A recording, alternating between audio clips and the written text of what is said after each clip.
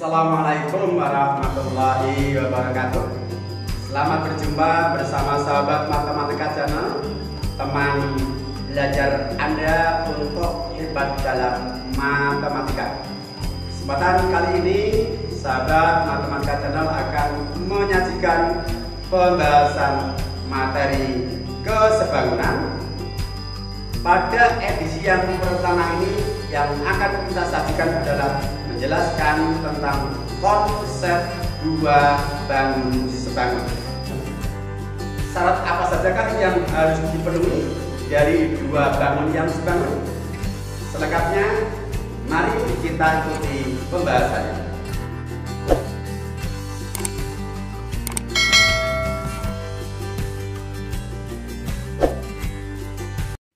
Bismillahirrahmanirrahim. Kesebangunan dan kongruen. Dalam membahas materi kesebangunan dan kongruen ini, kita bagi dalam dua tahap pembahasan. Pembahasan bagian yang pertama yaitu kesebangunan, dan pembahasan bagian yang kedua adalah kekongruenan. Kita mulai dari membahas kesebangunan. Persepsi materi yang perlu kita ingat kembali yang terkait dengan apa yang akan kita bahas pada bagian pertama dari pembahasan kesebangunan adalah yang pertama sifat-sifat persegi panjang, bahwa pada persegi panjang yang sudah kita pelajari di kelas 7, sifat yang pertama bahwa keempat sudutnya sama besar, yaitu masing-masing merupakan sudut siku-siku atau 90 derajat.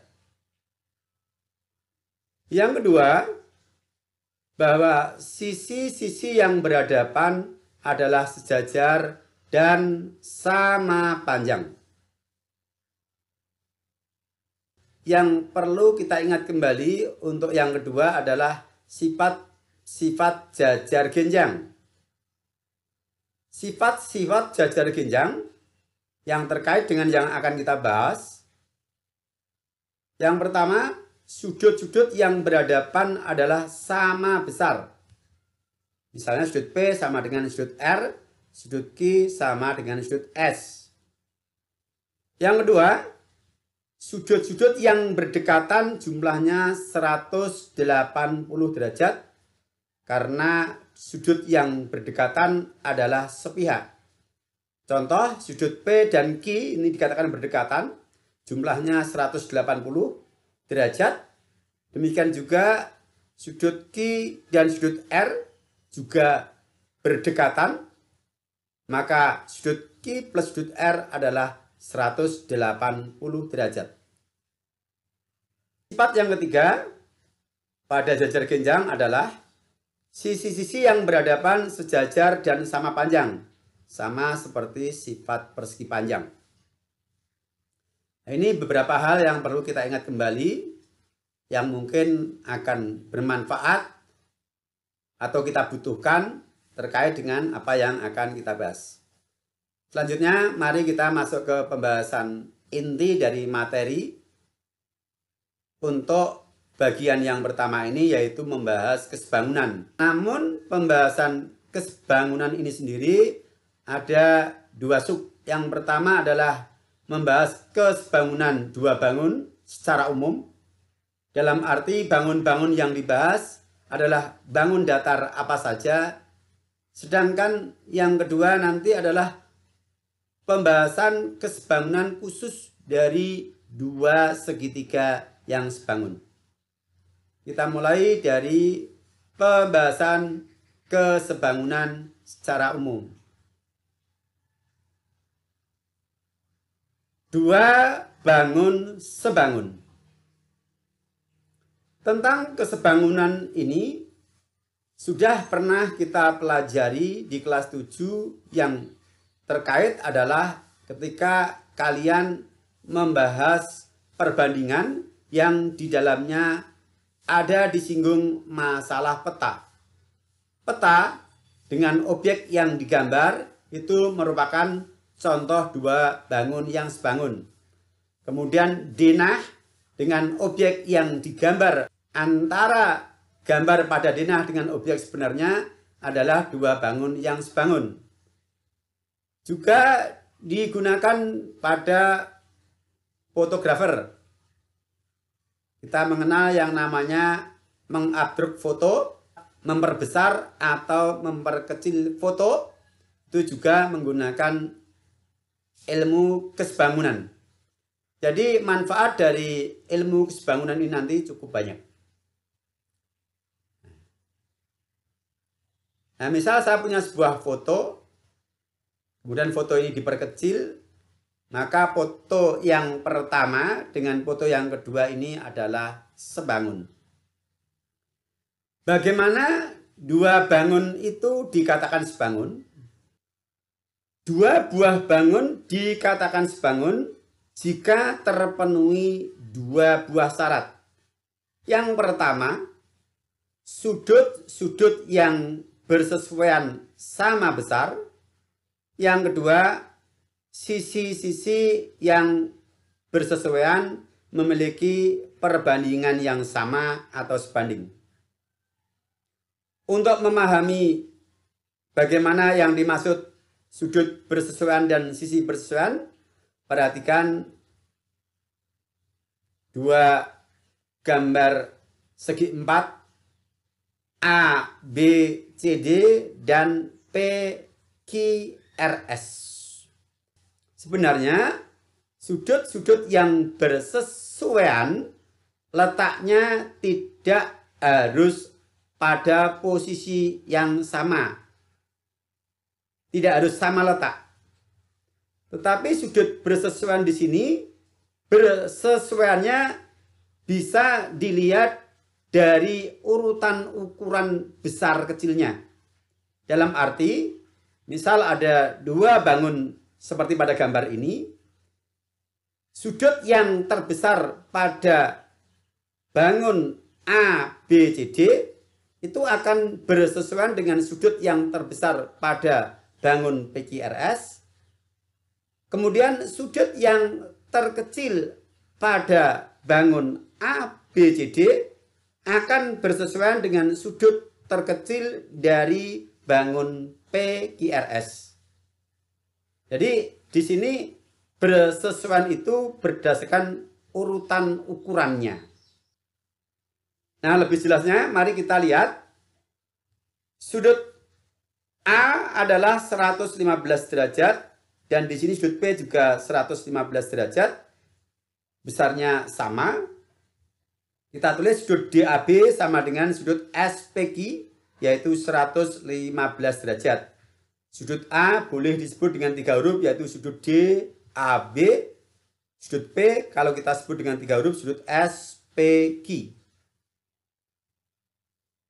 Berikutnya sudut B 75 derajat, sudut Q 75 derajat. Maka sudut ABC sama dengan sudut PQR yaitu 75 derajat. Berikutnya sudut C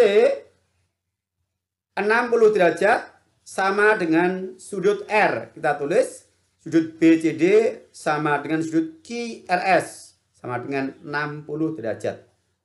Dan yang keempat, yang terakhir sudut D 110 derajat sama dengan sudut S 110 derajat.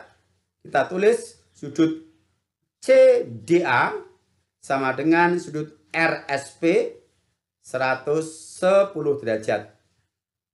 Nah, cara seperti ini adalah cara mengidentifikasi pasangan sudut yang bersesuaian, apakah sudut-sudut yang bersesuaian itu sama besar atau tidak. Dalam kasus ini, besar sudut-sudut yang bersesuaian adalah sama besar.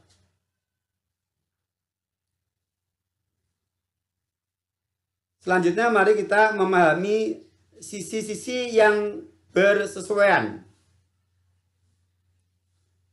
memahami sisi yang bersesuaian di sini juga tidak berdasarkan letaknya yang sama, tetapi berdasarkan ukurannya. Berdasarkan ukurannya dalam arti ukuran sisi terpendek pada bangun ABCD bersesuaian dengan sisi terpendek pada bangun PQRS. Kemudian ukuran sisi yang terpanjang pada bangun ABCD akan bersesuaian dengan sisi terpanjang pada bangun PQRS. Demikian juga untuk ukuran-ukuran sisi yang lain. Nah, sekarang kita identifikasi sisi-sisi yang bersesuaian. Kita lihat ukuran sisi-sisi bangun ABCD 8, 10, 4, 6. Kemudian pada bangun PQRS adalah 4, 5, 2, 3. Maka dalam hal ini AB akan bersesuaian dengan PQ. Kita tulis perbandingan sisinya. AB bersesuaian dengan PQ, kita bandingkan. Panjang AB dibanding PQ sama dengan 8/4. Kita sederhanakan menjadi 2/1. Kemudian sisi BC bersesuaian dengan QR 10/5. Bila disederhanakan juga 2/1. Yang ketiga adalah DC dan SR. Kita tulis CD banding RS 4/2, disederhanakan menjadi 2/1. Dan yang terakhir yaitu sisi AD dan PS atau DA dan SP. Perbandingannya 6/3. Bila disederhanakan juga 2/1. Hasil kita membandingkan sisi-sisi yang bersesuaian pada bangun ini. Ternyata semuanya menghasilkan bentuk sederhana yaitu 2/1. Maka yang demikian ini dikatakan bahwa bangun ABCD dan PQRS memiliki perbandingan sisi-sisi yang bersesuaian sama. Kita tulis AB per PQ sama dengan BC per QR sama dengan CD per RS sama dengan DA per SP, yaitu 2/1. Nah, apakah bangun ABCD sebangun dengan PQRS? Nah, berdasarkan hasil pemeriksaan kita tadi, bahwa sudut-sudut yang bersesuaian adalah sama besar, yaitu sudut DAB sama dengan SPQ 115 derajat, sudut ABC sama dengan sudut PQR 75 derajat, sudut BCD sama dengan sudut QRS 60 derajat, dan sudut CDA sama dengan sudut RSP sama dengan 110 derajat. Syarat pertama terpenuhi. Kemudian berdasarkan hasil pemeriksaan kita tadi juga, syarat yang kedua yaitu perbandingan sisinya, bahwa AB banding PQ sama dengan BC banding QR, sama dengan CD banding RS, sama dengan DA banding SP, yaitu 2/1. Karena syarat sudut bersesuaian sama besar terpenuhi dan syarat sisi bersesuaian sebanding juga terpenuhi, maka bangun ABCD dan PQRS ini adalah dua bangun yang sebangun. Ditulis dengan simbol seperti ini.